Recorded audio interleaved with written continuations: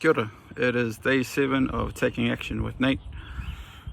It's currently 10 o'clock in the morning on a Friday. It's the 16th of May 2025.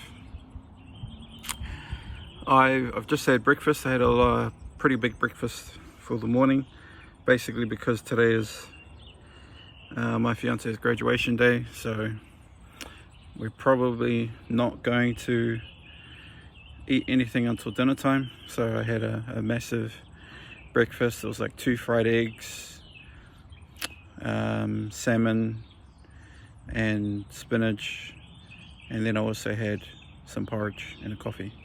So that should keep me full for the next 6 to 8 hours, and then we're going out to dinner. So I just watched a DarrenDaily episode, and it was titled "What They Don't Tell You About Achievement" or something like that. And basically the theme of the video, was the cost of success and the cost of happiness. So basically he was saying that you need to make a choice. You can either choose to pay the cost of success through struggle, or you can choose to pay the cost of failure through choosing not to struggle. And then he gave a list of examples, both good and bad. So I think the examples of paying the cost of failure was, if you choose not to eat healthily, you could develop a chronic health condition, you could even die, you could get diabetes. If you don't choose to be smart with your money, to pay the cost, the struggle of living within your means, then you can live in debt, and that's really bad. If you choose not to give quality time, as a parent, if you choose not to give quality time to your children, then you could be paying the cost of regret and therapy bills. And then on the flip side, he said all of the positives. He said if you choose to struggle and make good choices with your diet and nutrition, then you can choose to benefit from a healthy and fit body. If you choose to save your money and to not sort of splurge it, you can choose to be financially independent and free. And if you choose to spend quality time with your kids, then you can reap the benefits of having a loving relationship. And this applies throughout all of your different things. So this is like perfectly relevant for basically this whole journey. And it kind of reminds me of some other video or something that I read recently, where actually it's like a belief that I gained from this whole becoming 1,000% better, and how that works out. His example was, if you improve, I think it was 0.1% each workday, that equates to 0.5% a week, 2% a month, 26% a year, and then it compounds or doubles every 2.6 or 2.7 years, and then basically in 10 years time you've become 1,000% better, or 10 times better. So what that means to me, how I interpret that, is the direct outcome or results of who I am right now is a consequence of my 10-year younger self. And conversely, the choices that I make today and tomorrow and the next day influence my 10-year future self. So the choice that I'm making is a struggle. I choose today, tomorrow, the next day and beyond, for the next 10 years, I choose to struggle. I choose to eat healthy, stay active, try to work out 2 to 3 times a week, go for daily walks, eat as healthy as I can within the tasks that I have. I choose to save my money and to not squander my money. And it kind of hit me because I think back to my younger self, and I'm 37 years old, and I was making good money, like decent money. I mean, I started, I think when I graduated, my first job salary was like $40,000, and back in the day I kind of thought that was good money. but it's not. It's not now. I mean, this was only what? When was this? 2019, I think, is when I started working. After I graduated in 2018, 2019, and yeah, I started on 40,000, and I was just happy to have a job. And other people who got a job with little to no experience were maybe making 35,000 at the time. So I kind of thought that I was good. I foolishly thought that getting a degree at the time would make me instantly eligible to become a technical writer who was apparently making like $60,000 at the time. And I was like, yo, that's a lot of money. and it probably was. But over the years, you know, I've had little pay rises, and then I've made some pretty good money in the last, I don't know, 2 to 3 years, maybe 3 to 5 years actually. I kind of started making a lot of money, but then the problem that I didn't notice was that something called lifestyle inflation, where basically the more you earn, the more you spend. So, you know, you can make $100,000, which is a lot of money, don't get me wrong, but you can be as broke as somebody who makes half as much, because you live extravagantly, you buy fancy stuff, you buy a car that you put on finance, and you buy phones and gadgets, and you know, you just spend your money on basically dumb stuff that's not necessarily going to last the test of time, stuff that's not necessarily going to benefit you or grow you as an individual. Most of it is just comfort and distraction.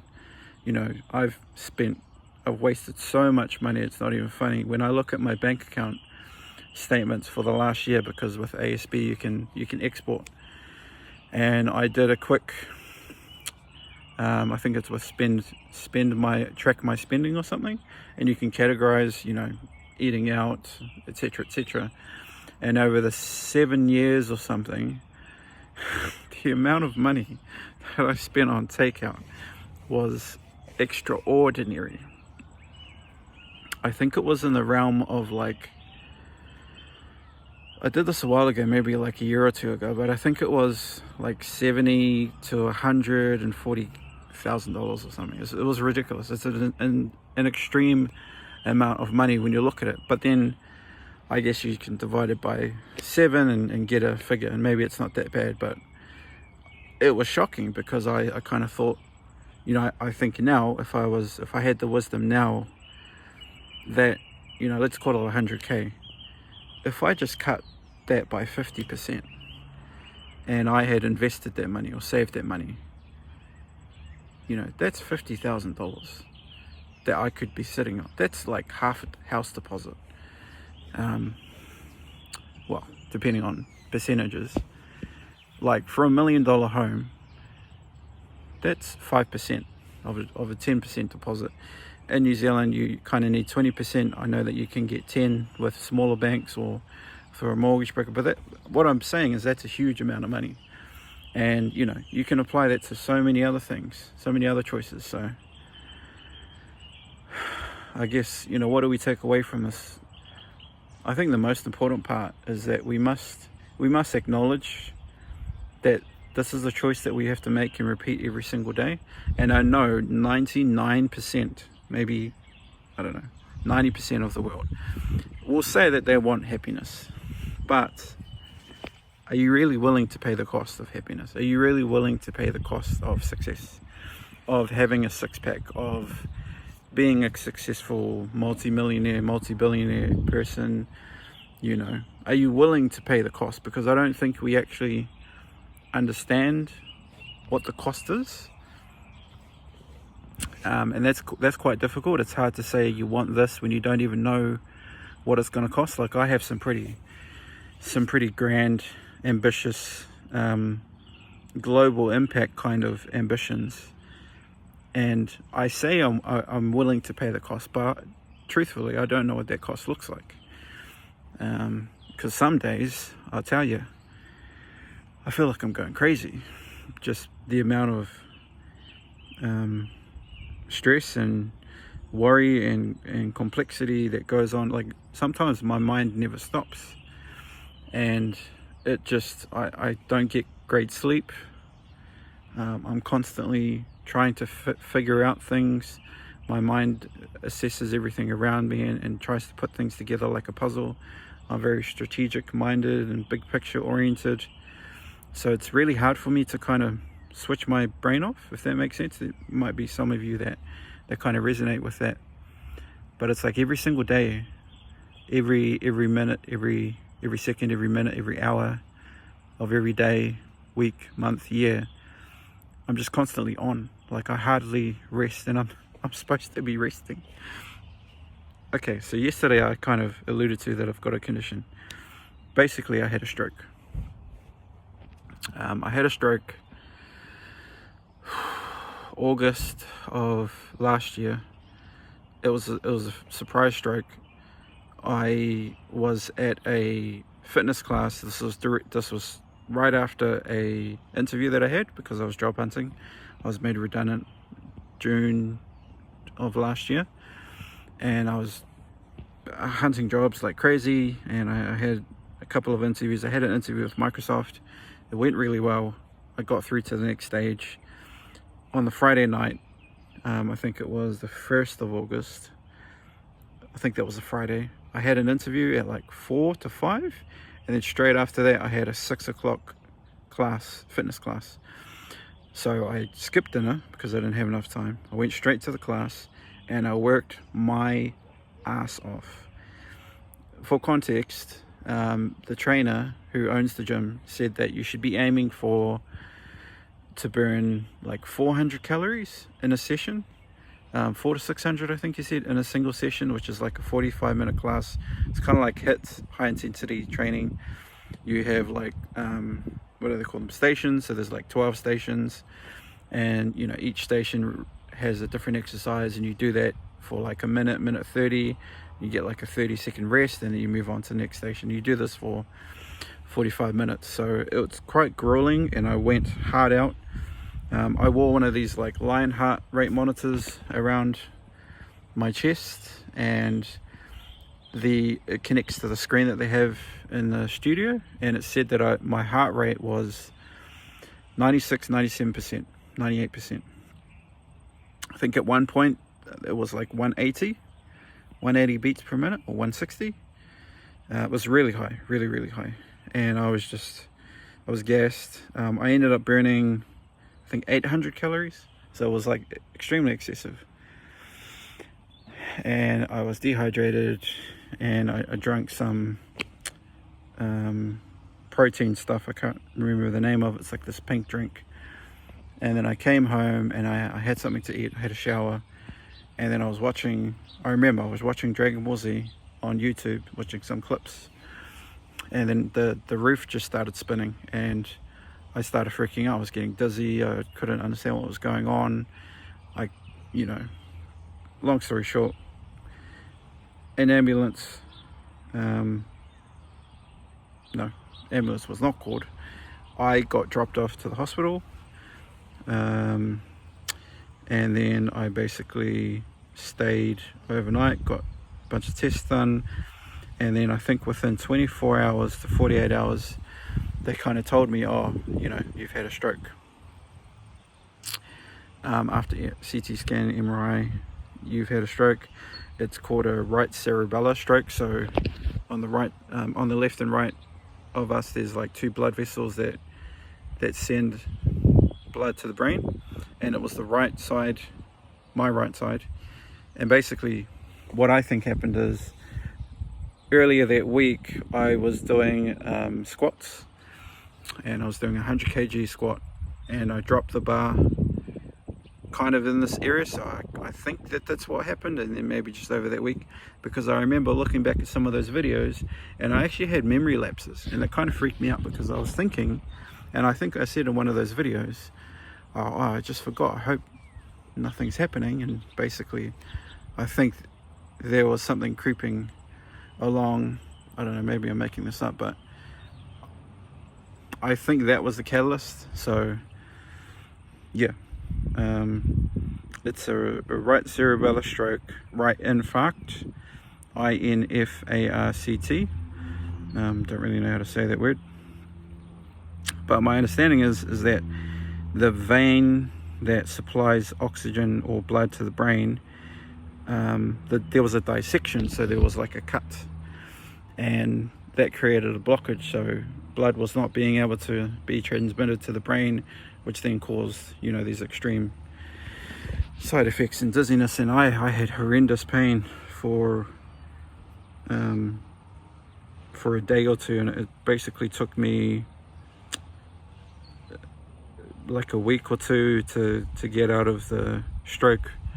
No, I spent a couple nights in the overnight area, then I got moved to the stroke ward, and then after like a week there I got moved to a rehab ward where I spent 2 weeks. So basically I was in hospital for 4 weeks, and you know, this was life-changing. As you might be able to appreciate, I was relatively young compared to everybody else around me in the stroke unit. I was easily 20, 30, 40 years younger. It's not like a typical stroke, it's kind of a freak accident. When they explained it to me, they said there's nothing that you could have done to predict it, because you can get this kind of stroke from like sneezing, which sounds crazy, but they basically said to me that it's incredibly rare and you can get it. And then I recently read a book, or a synopsis of a book of a 37-year-old man. I think he was in Canada or America, and he was like a fit martial artist, and he had the same kind of stroke. So when I did tests with my doctor and everything, they said, look, your health numbers at the time were as good as they've ever been. There's literally nothing that you could have done differently to prevent you from having this stroke. So yeah, that's I wasn't actually planning to talk about it to this depth. I know that I mentioned yesterday that I would talk about it, and this is probably just a start, because I was doing a losing weight with Nate series at the time, and I think I got up to like day 36 or day 26, whatever it was, and then I basically stopped because I was in hospital. I did record a bunch of like rehab videos when I was in the gym training at the ward, and I always kind of thought, oh, you know, when I get out I'll publish these, it'll be like a really cool story, but I just never got around to it. Just never felt motivated to. So maybe one day I'll get around to it, but I didn't even know how it got to this point. But I guess what I'm saying is that we must pay the price. We must choose to suffer.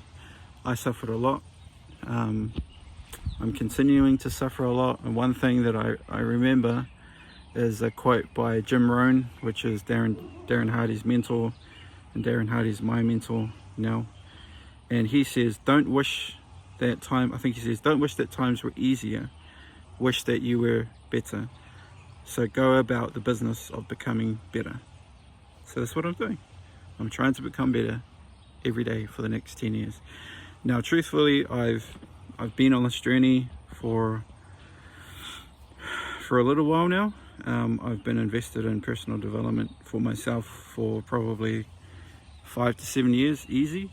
In different capacities. You know, I went to Toastmasters for 5 years, and I did really well there. Climbed the ladder in the leadership space.